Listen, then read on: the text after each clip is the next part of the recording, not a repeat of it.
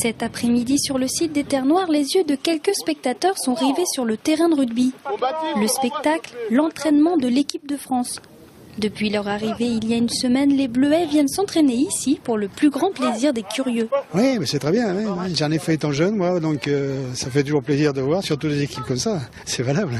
Mon fils faisant un challenge de rugby avec son école, on est venu voir après l'entraînement des joueurs. On était impressionnés surtout par la stature des joueurs. Il avait un petit peu peur. En famille, seul ou entre amis, cet entraînement est l'occasion de découvrir les élites du rugby de demain. Joueur au FCY, Ludovic a des étoiles plein les yeux. L'équipe de France est à seulement quelques mètres. C'est exceptionnel, c'est des joueurs qui seront très certainement dans la future 15 de France.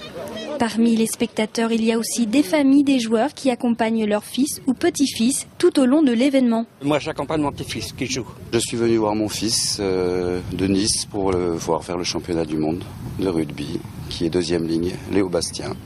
Ce championnat du monde de rugby à La Roche-sur-Yon est un bon moyen de promouvoir la discipline en Vendée. Il permettra sans doute au club vendéen d'accueillir de nouvelles recrues à la rentrée prochaine. Je préfère le rugby. Pourquoi ? Parce que c'est bien.